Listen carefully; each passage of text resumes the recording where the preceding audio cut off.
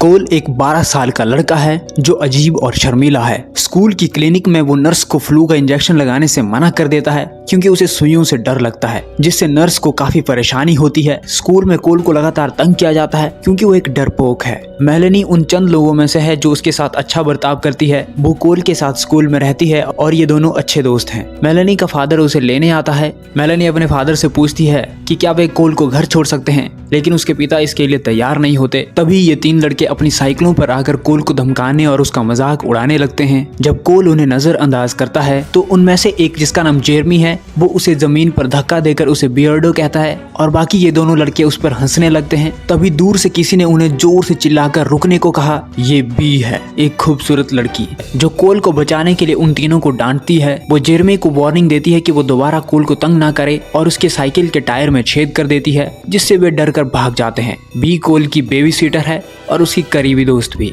B कोल से पूछती है कि क्या वो ठीक है और उसे घर ले जाती है। वो कोल से उसके पेरेंट्स के बारे में पूछती है कि बी सिर्फ इसलिए उसके साथ टाइम बिताती है क्योंकि उसे इसके लिए पैसे मिलते हैं, लेकिन बी उसे यकीन दिलाती है कि उसके साथ समय बिताना पसंद करती है, जिससे कोल शर्मा जाता है। जब वो घर पहुंचते हैं कि वो दोनों कल रात फिर मिलेंगे क्योंकि उसके पेरेंट्स कहीं जा रहे हैं, तभी कोल अपनी पड़ोसी मेलेनी को देखता है और दोनों एक दूसरे को हाथ हिलाकर इशारा करते हैं। कोल अपनी मदर को ढूंढता है और अपनी मदर को चूहों और दूसरे कीड़ों के लिए जाल बिछाते हुए पाता है। कोल अपनी मदर से कहता है कि स्कूल में लोग उसे अजीब नामों से बुलाते हैं। उसकी माँ उसे भरोसा देती है और कहती है कि जब लोग छोटे होते हैं तो लाइफ की कई चीजें डरावनी लगती हैं। वो उसे विश्वास दिलाती है कि जब वो बड़ा होगा तो चीजें बेहतर हो जाएंगी। इसके बाद खाली ड्राइविंग स्पेस में कोल के फादर उसे ड्राइविंग सिखाने की कोशिश करते हैं। कोल डरते हुए कहता है कि वो अभी तैयार नहीं है और गाड़ी चलाने से डरता है। उसके फादर उसकी सिचुएशन को समझते हैं और खुद ड्राइविंग करने लगते हैं। कोल का अपने पेरेंट्स के साथ अच्छा रिश्ता लगता है। उसके पेरेंट्स दोनों ही काफी कूल और आराम से रहने वाले हैं, जो दूसरे पेरेंट्स से अलग हैं। कोल अपने पेरेंट्स के कमरे में बातचीत करने के लिए जाता है, लेकिन दोनों अपने अपने काम में बिजी होते हैं। उसका फादर लैपटॉप में मैडमैन शो देख रहा होता है, जबकि उसकी मदर अपने पेपर्स में बिजी होती है। कोल अपने कमरे में जाकर लैपटॉप पर मैडमैन देख लेता है ताकि वो अपने फादर के साथ एक अच्छा रिश्ता बना सके। कोल रात भर जाकर शो देखता है और सुबह स्कूल जाने की बस में मेलेनी को बताता है कि उसे लगता है कि उसके पेरेंट्स उससे नफरत करते हैं और हर मौके पर उसे अकेला छोड़कर चले जाते हैं। मेलेनी उसे बताती है कि उसे लगता है कि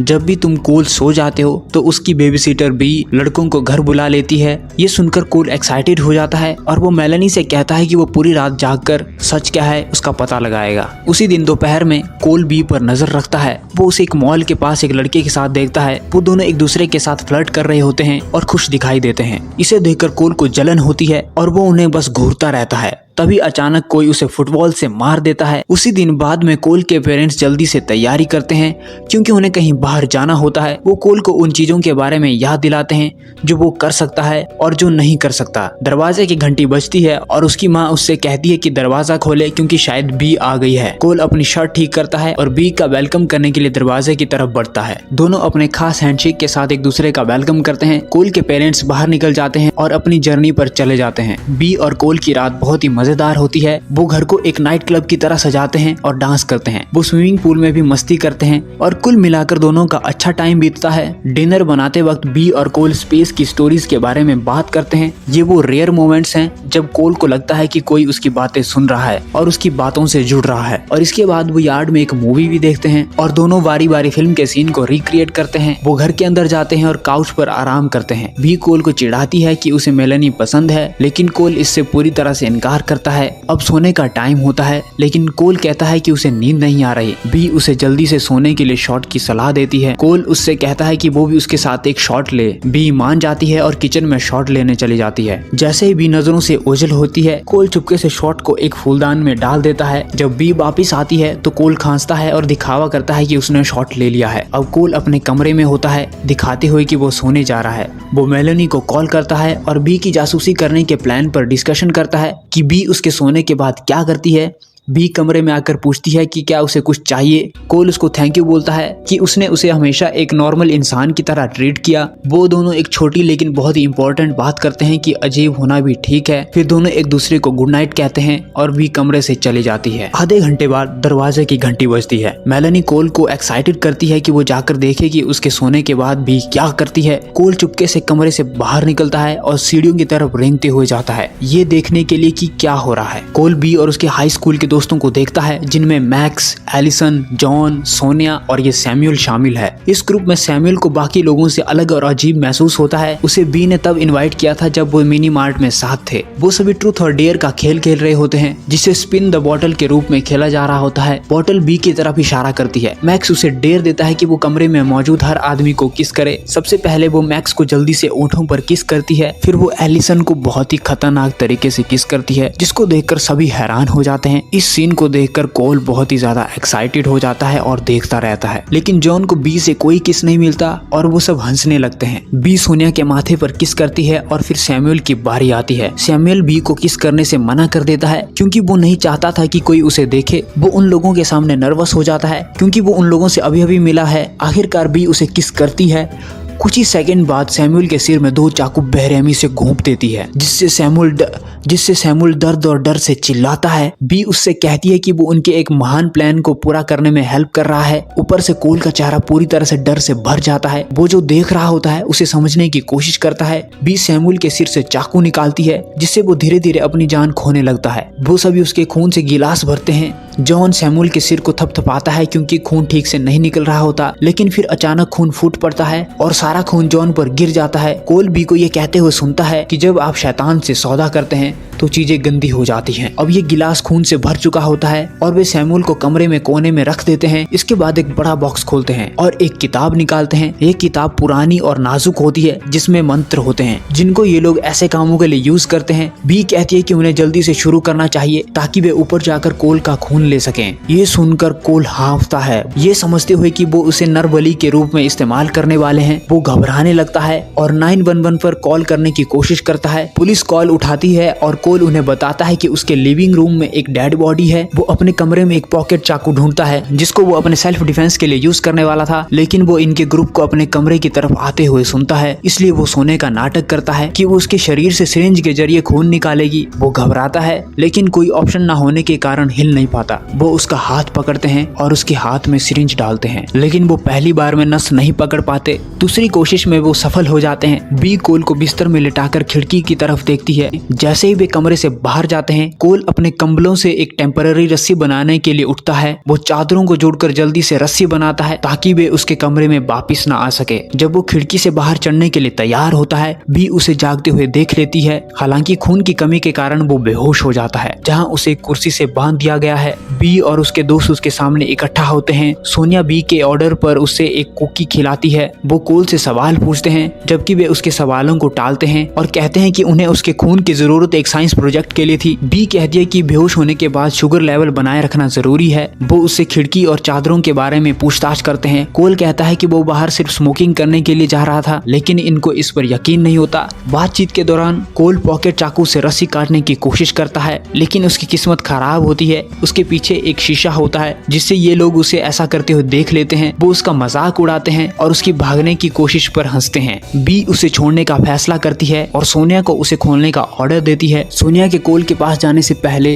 पुलिस वहां पहुंच जाती है जिससे इनके ग्रुप में अफरा तफरी मच जाती है। बी नाराज हो जाती है और कोल से पूछती है कि क्या उसने पुलिस को फोन किया था और क्या उसने सैमुअल की घटना को देखा था। कोल मदद के लिए चिल्लाता है, इसलिए मैक्स उसे चुप कराने के लिए उसे लात मारता है। 2 पुलिस वाले दरवाजा तोड़कर अंदर आते हैं और सभी को रुकने का ऑर्डर देते हैं। मैक्स एक तेज सरिया फेंकता है और एक पुलिस वाले की आंख में मारता है। घायल पुलिस वाला गलती से ट्रिगर दबा देता है और गोली एलिसन को लगती है, जिससे वो कमरे के एक कोने में जा गिरती है। उसके बाएं सीने से खून बहने लगता है। जॉन दूसरे पुलिस वाले से भीख मांगता है कि वो उसे ना मारे, लेकिन बी पीछे से आकर पुलिस वाले का गला काट देती है। पुलिस वाले का गला काटने के बाद घर में पूरी तरह से अफरा तफरी मच जाती है। इससे सेटिस्फाई ना होते हुए मैक्स उस पुलिस वाले के पास जाता है जिस पर उसने हमला किया था और उसे बेरहमी से मार डालता है। पुलिस स्टेशन के बाकी ऑफिसर मरे हुए पुलिस वालों से रेडियो के माध्यम से संपर्क करते हैं, लेकिन ये लोग बताने की कोशिश करते हैं, लेकिन इनको पुलिस का कोड नहीं मालूम होता। वो कोल से पूछते हैं और वो 1053 कोड देता है, लेकिन बी को शक होता है कि ये कोई चाल हो सकती है। वो उससे फिर से पूछती है और कोल 104 कहता है। जैसे ही रेडियो से जवाब आता है कि सब कुछ साफ है, सभी को राहत की सांस मिलती है। इस बीच एलिसन गोली के घाव के कारण कोने में तड़फ रही होती है, लेकिन ग्रुप एम्बुलेंस को फोन करने से इनकार कर देता है क्योंकि ये उन्हें जोखिम में डाल सकता था। जब बाकी लोग एलिसन से निपट रहे होते हैं, कोल को भागने का सही मौका मिलता है। वो तेजी से ऊपर की ओर भागता है और जॉन उसका पीछा करता है। कोल जॉन को धक्का देता है। जॉन एक खिलौने की कार पर जाकर फिसलता है और दूसरी मंजिल से नीचे गिर जाता है। सीढ़ियों की रेलिंग उसके सिर पर लगती है। तेज ट्रॉफी उसके गले में घुस जाती है जिससे उसकी मौत हो जाती है। अब जब ग्रुप का एक मेंबर मर चुका है, बाकी लोग कोल से और भी ज्यादा नाराज हो जाते हैं। कोल तेजी से अपने कमरे की ओर भागता है और खिड़की से बाहर चढ़ने की कोशिश करता है, लेकिन उसकी किस्मत खराब होती है। मैक्स उसे पकड़ लेता है और उसे खींचने के लिए उसकी चादर पकड़ लेता है। कोल के पास कोई और ऑप्शन ना होते हुए वो चादर छोड़ देता है और जमीन पर गिर जाता है। फिर कोल किसी तरह भागकर गैरेज तक पहुंचता है और एक कार के नीचे छिप जाता है। जबकि मैक्स उसे ढूंढने की कोशिश कर रहा होता है, वहाँ कोल सैमुअल के डेड बॉडी को देखता है। कोल घबरा जाता है, लेकिन वो अपने डर को खुद पर हावी नहीं होने देता। वो ऐसे ही हथियार ढूंढता है जो उसे सिक्योर कर सके। एक पुराने टूल बॉक्स में उसे एक फायर रॉकेट मिलता है और वो एक प्लान बनाता है। वो एक क्रॉस पेस से घर के नीचे घुसता है जहाँ उसकी माँ ने कीड़ों को पकड़ने के लिए ट्रैप लगाए होते हैं। सोनिया को शक होता है कि कोल इसके अंदर है। वो इसे खोलती है और अंदर घुस जाती है। कोल पतले कंबल के नीचे बिना हिले डुले लेटा रहता है और अपनी सांस रोककर रखता है ताकि कोई आवाज ना हो। सोनिया टॉर्च की रोशनी कोल की तरफ करती है। वो उसके ऊपर एक मकड़ी को छूती है। इस टाइम कोल बुरी तरह से डर जाता है, लेकिन सोनिया को कुछ नहीं मिलता और वो बाहर चली जाती है। जब वो वापस निकलने की कोशिश कर रही होती है, कोल मकड़ी को झटका देता है और जाल मकड़ी को पकड़ लेता है, जिससे एक आवाज होती है। सोनिया ये सुनकर वापस आती है और कोल की तरफ बढ़ती है। कोल उस पर फायर रॉकेट चलाता है, लेकिन निशाना चूक जाता है। सोनिया के हाथ चूहेदानी में फंस जाते हैं और कोल को भागने का टाइम मिल जाता है। वो उसे बेसमेंट में फंसा देता है और सोनिया को फायर रॉकेट के साथ जला डालता है। धमाके के कारण कोल बगीचे में गिर जाता है।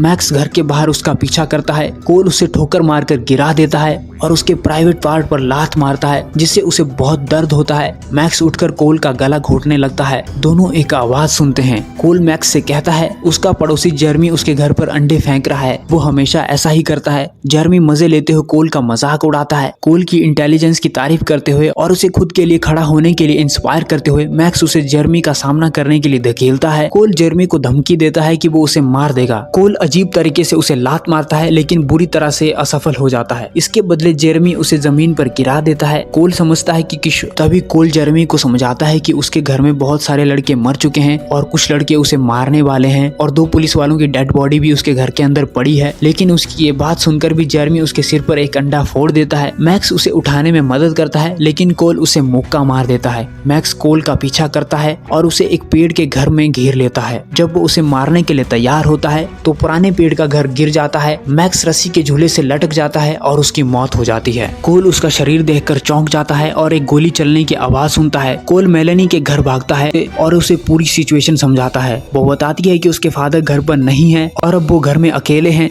बी उसका पीछा करती है और आसानी से दरवाजा खोलकर घर में घुस जाती है। वो घर को चेक करती है, उन दोनों को ढूंढने के साइन ढूंढती है और ये दोनों चुपचाप बैठे रहते हैं और दूसरी जगह जाने के लिए सही टाइम का इंतजार करते हैं। एक कमरे में छुपे हुए कोल मेलेनी से माफी मांगता है कि उसने उसे इस सिचुएशन में घसीटा और उसे विश्वास देता है कि वो सब कुछ ठीक कर देगा। वो मेलेनी से पुलिस बुलाने के लिए कहता है। फिर मेलेनी कोल को किस कर लेती है इससे पहले कि वो चला जाए। दोनों इस मोमेंट में बहुत ही ज्यादा मुस्कुराते हैं। हालांकि उनकी सिचुएशन काफी सीरियस होती है। कोल वापस अपने घर जाता है, लेकिन घर पूरी तरह से अंधेरा और खाली होता है। वो चलते टाइम चुप रहने की कोशिश करता है। वो एलिसन को मरने का नाटक करते हुए देख लेता है। वो ये कंफर्म करता है कि वो सांस नहीं ले रही है। वो किचन की तरफ बढ़ता है और एक बड़ी किताब ढूंढता है। अचानक एलिसन उस पर पीछे से हमला करती है, लेकिन वो उसकी गोली के घाव पर घूंसा मारता है, जिससे वो उससे दूर हो जाती है। वो उस पर एक चाकू से हमला करती रहती है। उसके मारने से पहले बी पुलिस की शॉटगन से उसे मार देती है। एलिसन का खून अब कोल के चेहरे पर होता है। कोल बी को धमकी देता है कि वो उसकी बुक को जला देगा, जो उसके लिए सबसे ज्यादा इम्पोर्टेंट है। बी घबराकर उसके पास आती है और बुक के बारे में बहुत ही ज्यादा टेंशन लेती है। बी कोल को विश्वास दिलाती है कि वो भी एक टाइम पर कोल की तरह कमजोर और इनसिक्योर थी, जब तक कि उसने शैतान के साथ एक सौदा नहीं किया था, जिससे वो जो चाहे पा सके, मासूम लोगों की बलि देकर और उनके ताजा खून को इस पुरानी बुक पर बहाकर उसके मंत्रों का उच्चारण करती थी। तब से बी अलग अलग जगहों पर घूमकर कोल जैसे लड़कों को निशाना बनाती रही है। हालांकि वो कोल को अपने ग्रुप में शामिल होने का ऑफर दावत देती है और पुलिस को ये कहने की पेशकश करती है कि वो इनोसेंट है। कोल मना कर देता है और बुक को जला देता है। इस बार बी की कोई भी चाल उस पर असर नहीं करती और उसके फादर की कार ले लेता है। वो इस कार को बहुत ही ज्यादा स्पीड से चलाते हुए अपने घर ले आता है। जबकि बी जलती हुई किताब की टेंशन ले रही होती है, वो कार सीधे बी से टकरा जाती है। कोल कार से बाहर निकलता है। उनके बीच लास्ट सीरियस बातें होती है। वो दोनों अपनी दोस्ती की पुरानी बातें याद करते हैं। बी कोल की तरफ अपना हाथ बढ़ाकर उनके खास हैंडशेक की पहल करती है, लेकिन कोल उसे अकेला मरने के लिए छोड़ देता है। पुलिस और फायर ब्रिगेड वाले वहां पर पहुंच जाते हैं। उसके पेरेंट्स भी आते हैं और उसे गले से लगाते हैं। तभी कोल अपने पेरेंट्स से कहता है कि अब उसे बेबी सिटर की जरूरत नहीं है। इसके बाद मूवी में एक पोस्ट क्रेडिट सीन भी है जहां पर बी जो है अचानक जिंदा हो जाती है और एक फायर ब्रिगेड वाले बंदे पर हमला करती है। जिसके बाद इस मूवी का पार्ट 2 भी आया है। अगर तुम इस मूवी के पार्ट 2 का एक्सप्लेनेशन भी देखना चाहते हो तो कमेंट में जरूर बताओ। अगर वीडियो पसंद आए तो वीडियो को लाइक करो और चैनल को सब्सक्राइब करना तो बिल्कुल भी मत भूलना। Bye bye.